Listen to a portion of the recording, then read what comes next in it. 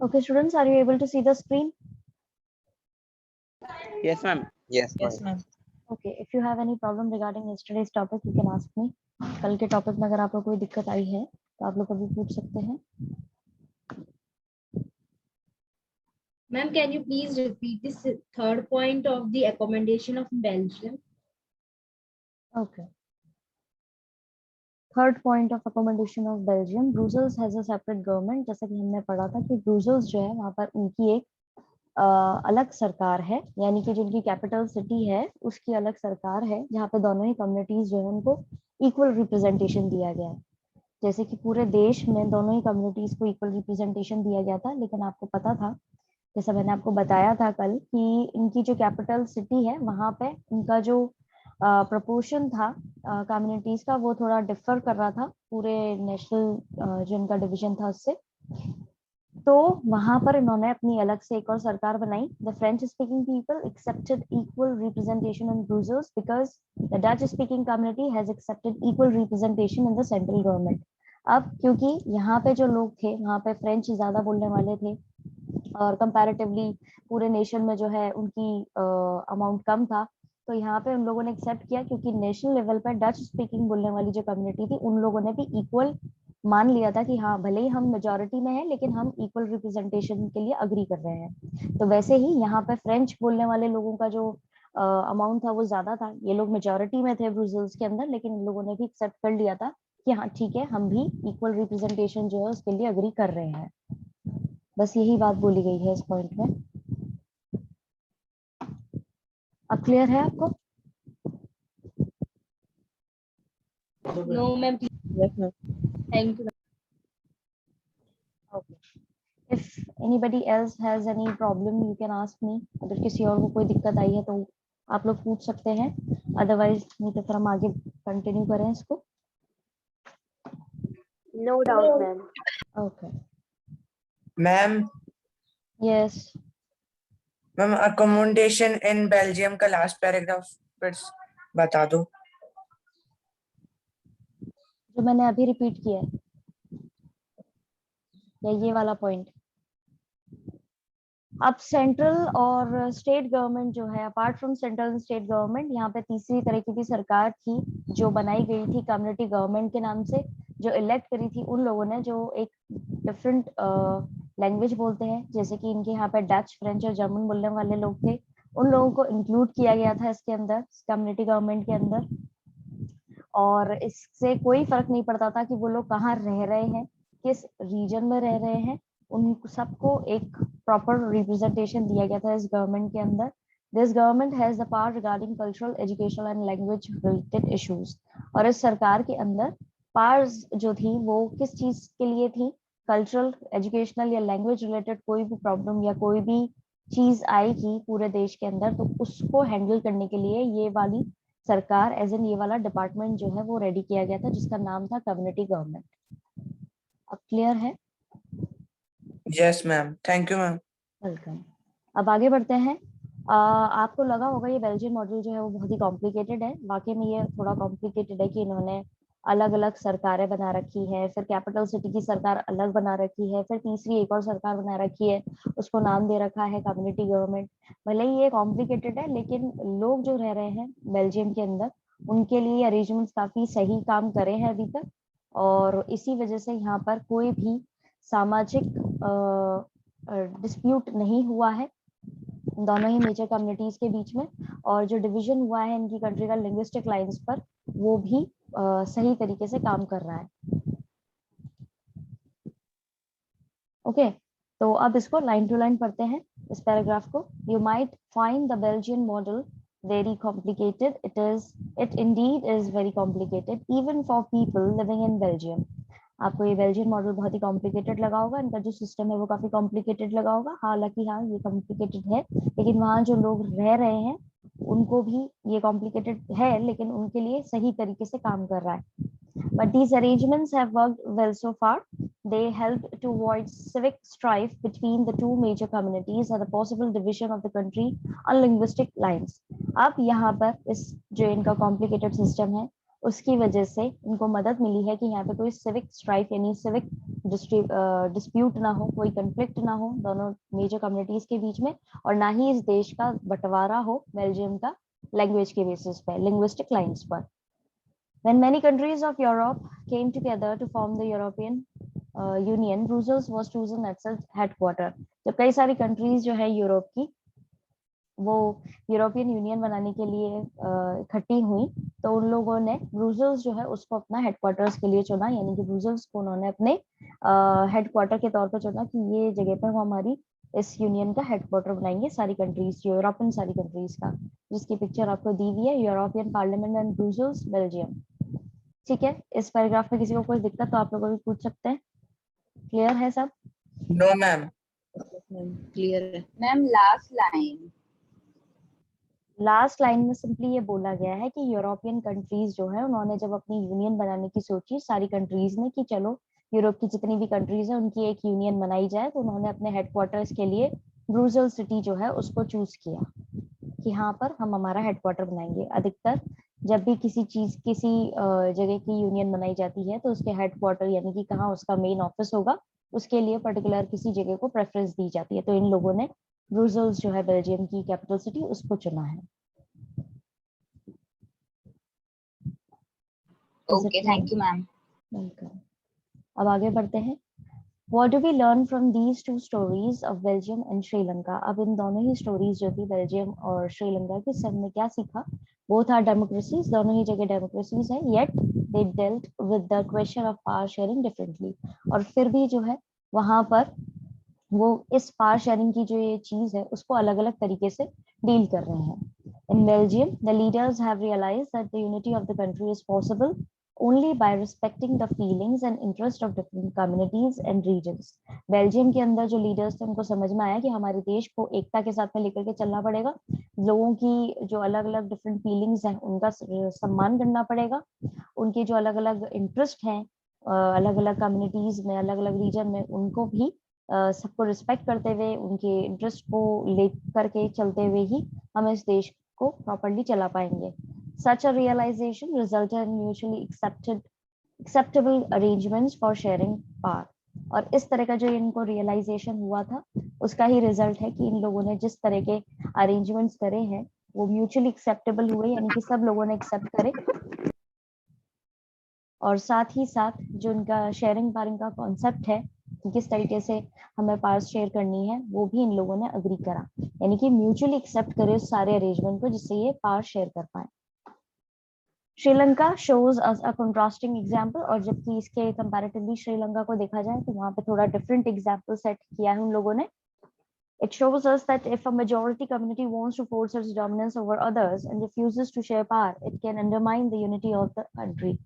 उन्होंने ये दिखाया कि अगर कोई मेजॉरिटी कम्युनिटी जो है वो एग्जिस्ट कर रही है किसी नेशन के अंदर, तो वो जिस भी तरीके से डोमिनेट करना चाहती है दूसरे लोगों को वो उनके हिसाब से सही है, और वो पावर शेयरिंग में बिल्कुल भी ट्रस्ट नहीं करते, और इसके साथ साथ वो दूसरे लोगों को बिल्कुल अंडरमाइन करेंगे, यानी उनकी जरूरतों को बिल्कुल नजरअंदाज करेंगे, इग्नोर करेंगे, और अपने हिसाब से और उसके साथ में अंडरमाइन करते दूसरे जो माइनॉरिटी ग्रुप के लोग हैं उनको तो अंडरमाइन कर ही रहे, साथ साथ देश की यूनिटी जो है उसको भी अंडरमाइन करते हुए चल रहे हैं, यानी कि उसको भी नजरअंदाज करते हुए चल रहे हैं। उनको कोई मतलब नहीं है कि देश में एकता है या नहीं है, यानी कि जो बेसिक चीज है उसको नष्ट करने में उनको कोई दिक्कत नहीं है। यहाँ पे ये बताया गया है कि श्रीलंका के अंदर अलग तरीके से उन्होंने यूज की है चीजें, और बेल्जियम जो है उसके अंदर से ये पावर शेयरिंग का जो कॉन्सेप्ट है, डेमोक्रेसी का जो कॉन्सेप्ट है उसको अलग तरीके से इम्प्लीमेंट किया। इन दोनों ही पैराग्राफ्स में किसी को कोई दिक्कत आई है तो आप लोग भी पूछ सकते हैं। No, ma'am. No ma'am. No ma'am. Okay. No, ma'am. Then we have this cartoon.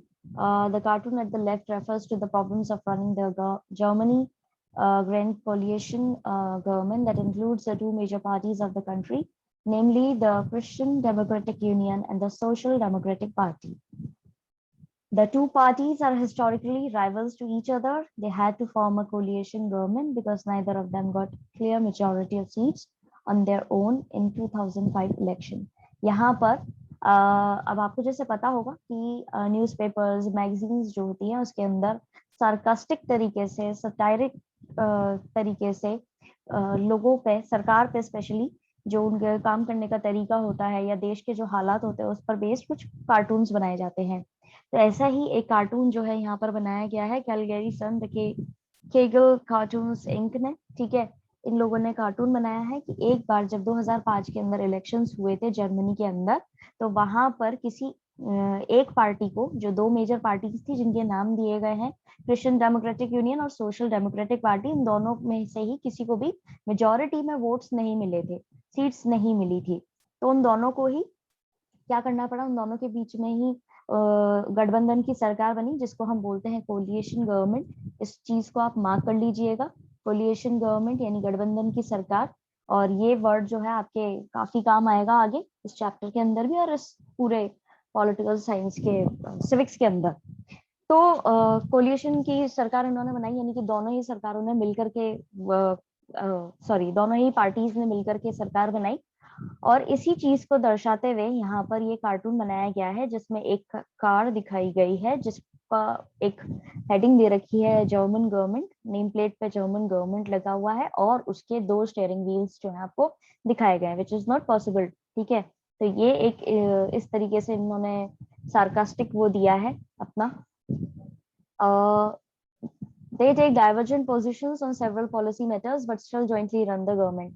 अब ये दोनों ही पार्टीज जो थी पहले, जैसे कि यहाँ पे दे रखा है कि ये राइवल पार्टीज रही हैं, हिस्टोरिकल राइवल्स रही हैं, यानी कि काफी समय से इतिहास में पहले से ये लोग एक दूसरे के दुश्मन रहे हैं। सॉर्ट ऑफ कंपटीशन की जो भावना है वो काफी ज्यादा रही है दोनों पार्टीज के, लेकिन फिर भी इन लोगों ने गठबंधन की सरकार बनी। इनके जो पॉलिसी मैटर्स थे, यानी कि जो भी इन्होंने पॉलिसीज बनाई, उनमें इनकी जो विचारधारा थी वो बहुत ही डिफरेंट थी, ठीक है, अलग अलग थी। और उसके बावजूद भी इन्होंने सरकार अच्छे से चलाई, ठीक है। तो ये एक आपको एज एन एक्स्ट्रा नॉलेज के तौर पर बताया गया है, ठीक है। अब चलते हैं why power sharing is desirable. अब पावर शेयरिंग जो है वो इतनी ज्यादा इंपॉर्टेंट क्यों है, इसके दो डिफरेंट सेट हैं रीजंस के, उनको पढ़ते हैं। Thus, two different sets of reasons can be given in favor of power sharing. अब power sharing क्यों important है, क्या इसका basis है, इसके लिए इन्होंने दो points दिए हैं। Firstly, power sharing is good because it helps to reduce the possibility of conflict between social groups. पहली चीज जो उन्होंने बोली है वो ये कि पावर शेयरिंग करना अच्छी बात है, क्योंकि इससे क्या होता है, जो भी दो या दो से ज्यादा सोशल ग्रुप्स वहां पर हैं, वहां पर उनके बीच में कोई भी कंफ्लिक्ट हो, उस चीज को रिड्यूस करता है अगर आप पावर शेयर करो तो। Since social conflict often leads to violence and political instability, power sharing is a good way to ensure the stability of political order. Since सामाजिक कॉन्फ्लिक्ट यानी सामाजिक कॉन्फ्लिक्ट यानी इनके बीच में कोई डिस्प्यूट होए, ठीक है, जिसके बाद में वहां पे हिंसा होने लगे और राजनीतिक इंस्टेबिलिटी हो जाए, यानी राजनीति जो है उनकी पूरी तरह से बिगड़ जाए, इससे बेटर है कि वो लोग इस चीज को डील करने के लिए पहले ही पावर्स जो है वो बांट दें, जिससे इनका पॉलिटिकल ऑर्डर जो है वो उसमें स्टेबिलिटी बनी रहे।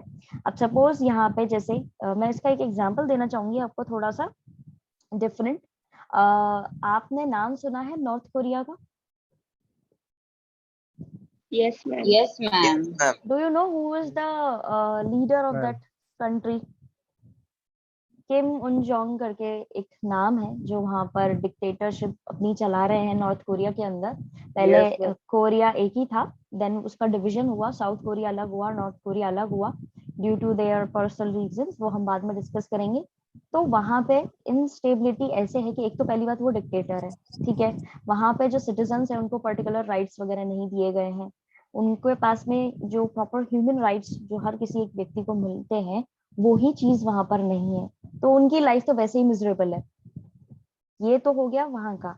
दूसरी तरफ जो अपना साउथ कोरिया है, वहां पर प्रॉपर उनको ह्यूमन राइट्स भी दिए गए हैं, फंडामेंटल राइट्स भी दिए गए हैं, सारी चीजें उनके प्रॉपरली जैसे एक सिटीजन को मिलनी चाहिए वो चीज दी गई है।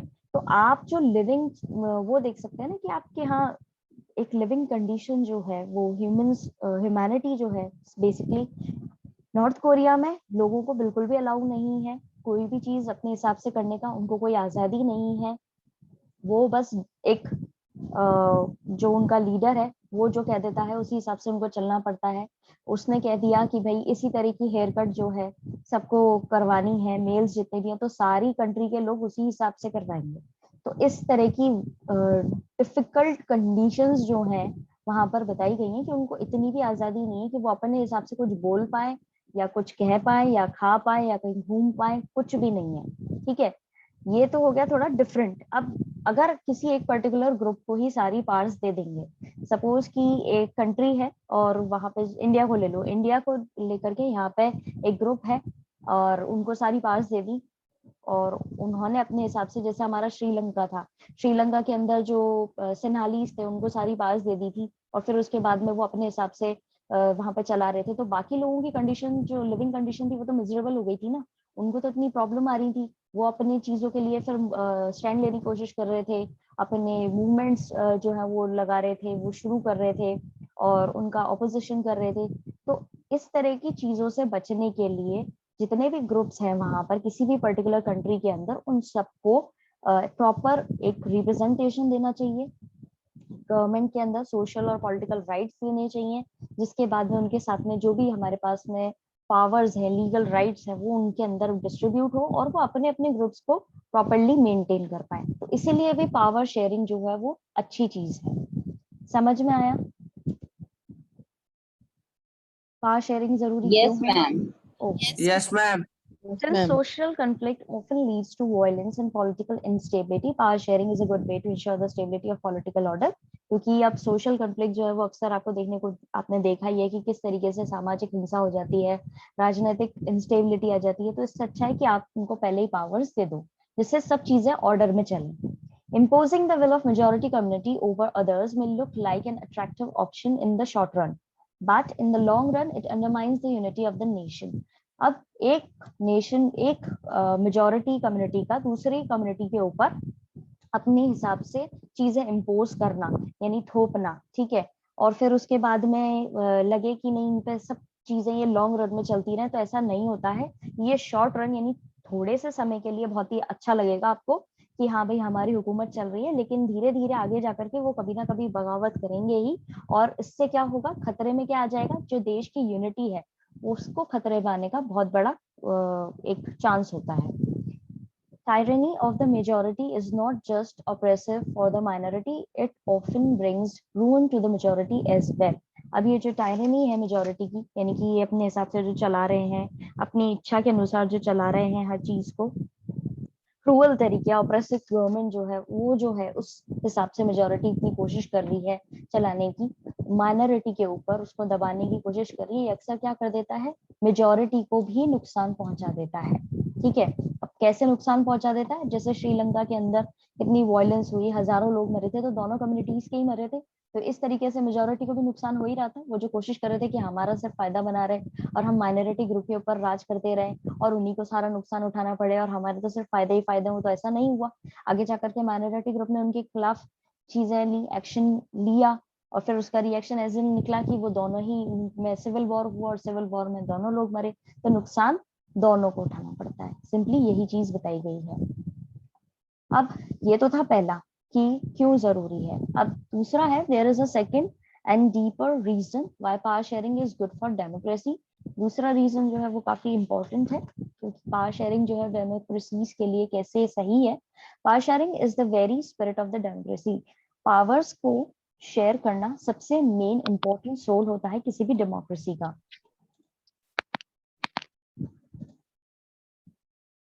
Okay, democratic rule involves sharing power with those affected by its exercise and who have to live with its effects. अब democratic rule के अंदर क्या होता है, किसी भी जनतंत्र वाली जगह पर ये बेसिक बात बोली जाती है कि आपको पावर्स जो है वो शेयर करनी पड़ेंगी उनके साथ जिन पर आप रूल करने की एक तरीके से कोशिश कर रहे हैं, या आपके जो भी डिसीजंस हैं उनका कहीं ना कहीं उनकी जिंदगियों पर असर पड़ेगा।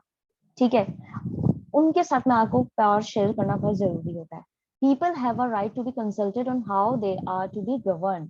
लोगों के पास में हक होना चाहिए कि भाई उनको किस तरीके से चलाया जा सके। फॉर एग्जाम्पल, आपको जैसे बोला जाए कि आपके यहाँ पे इलेक्शन हो रहे हैं, तो आपको हक होता है कि आप अपने किसी एक रिप्रेजेंटेटिव को चुन करके उसको फाइल करवाते हैं या फिर वो इलेक्शन लड़ता है, आपकी तरफ से खड़ा होता है, आप उसको वोट देते हैं, तो आपका रोल जो है इस चीज में आ रहा है ना सिस्टम के अंदर। आपको ऐसा तो है नहीं कि आपको बिल्कुल हटा दिया गया है सरकार के अंदर उसके काम करने के तरीके से। फिर वो व्यक्ति जो है आगे जाकर के जब जीतता है, उसको एक मिनिस्टर की तरह अपॉइंट किया जा रहा है या एमएलए की तरह अपॉइंट किया जा रहा है, वो जीत रहा है, तो वो आपकी प्रॉब्लम्स को सुनते हुए, आपकी प्रॉब्लम्स को डील करते हुए फिर जाकर के आगे डिसीजन लेगा।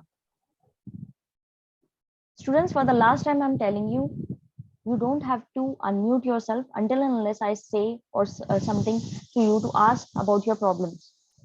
Please maintain discipline. तो यहाँ पे सिंपली यही चीज बताई गई है कि डेमोक्रेटिक रूल के अंदर पावर शेयर करना उन लोगों के साथ जरूरी है जिनके ऊपर आप सरकार को चला रहे हैं या जिनकी वजह से सरकार बन रही है। डेमोक्रेसी का मतलब ये होता है कि जिन लोगों से सरकार बन रही है, जिनके लिए बन रही है और जिनके द्वारा बनाई जा रही है, by the people, of the people, for the people. तो ये वाली चीज जो है बहुत जरूरी है, ठीक है। यहाँ पे भी वही बोला जा रहा है, people have a right to be consulted on how they are to be govern. लोगों के पास हक होना चाहिए कि उनसे कंसल्ट किया जाए कि भाई उनके ऊपर जो सरकार है वो किस तरीके से चलाई जाए। A legitimate government is one where citizens through participation acquire a stake in the system. एक सही तरीके से सरकार वही होती है जहाँ पे सिटीजन्स को भी पार्टिसिपेट करने का मौका मिले सिस्टम के अंदर, उनको भी हक मिले, ठीक है, कि किस तरीके से सिस्टम के अंदर वो अपना रोल प्ले कर सकते हैं। समझ में आया? किसी को कोई दिक्कत? No ma'am. No ma'am. यहाँ पे दो चीजें आपको बताई गई थी। पहला तो ये कि किस तरीके से पावर शेयरिंग अच्छी है, और दूसरी तरफ ये बताया गया है कि कैसे डेमोक्रेटिक रूल के अंदर पावर शेयरिंग जो है वो इम्पोर्टेंट है, क्या उसका रोल है और किस तरीके से ये करनी चाहिए। तो इस पर क्वेश्चन बन सकता है। आपको दो सेट बताने होंगे, रीजंस देने होंगे, तो उसके अंदर आपने पहले ये वाला लिखना है और फिर सेकंड में आपको ये वाला लिखना है। Let us call the first set of reasons prudential and the second moral. अब इन दोनों को ही यहाँ पे क्या नाम दिया गया है? पहला जो रीजन है उसको तो बोला गया है प्रूडेंशियल रीजन, और जो ये दूसरा सेट दिया गया है उसको बोला गया है सेकंड मॉरल रीजन, ठीक है, मॉरल रीजंस। तो आपने क्या करना है, जब भी आपसे क्वेश्चन पूछा जाता है कि कौन कौन से सेट हैं, तो आपने दोनों को उनके नाम से बताना है। पहले सेट को बोलेंगे प्रूडेंशियल और सेकंड वाले को बोलेंगे मॉरल। प्रूडेंशियल क्या है वो हम देख लेते हैं, आपके ग्लॉसरी पार्ट में दिया हुआ है। बेस्ड ऑन प्रूडेंस और on careful calculation of gains and losses, prudential decisions are usually contrasted with the decision based purely on moral considerations. So basically ये चीज जो है ये careful calculation based होती है कि किस तरीके से हमने कोई भी डिसीजन जो ले रहे हैं उसके फायदे क्या होंगे, उसके लॉस क्या होंगे। ये जो है टोटली डिफरेंट होते हैं मॉरल कंसिडरेशन से। जो मॉरल वाले हैं उनसे बिल्कुल डिफरेंट है, यानी कि ये जो सेकंड वाला था कि लोगों के द्वारा सरकार चलाई जानी चाहिए, उनको हक मिलना चाहिए, ये उससे पूरी तरह से डिफरेंट है, ठीक है। समझ में आया? Prudential and second moral. Yes, ma'am. सावधानी से, प्रूडेंशियल जो है सावधानी से हम जो ले रहे हैं decisions. So that's it for today. आज हम इतना ही पढ़ेंगे। Please Kanjar up your problem for another session. हम जो नेक्स्ट सेशन आपका लेंगे उसमें आपकी प्रॉब्लम्स जो है इस चैप्टर से रिलेटेड वो आप सॉर्ट आउट कर देंगे। Have a nice day students, God bless you all. Thank you. Thank you, ma'am. Bye.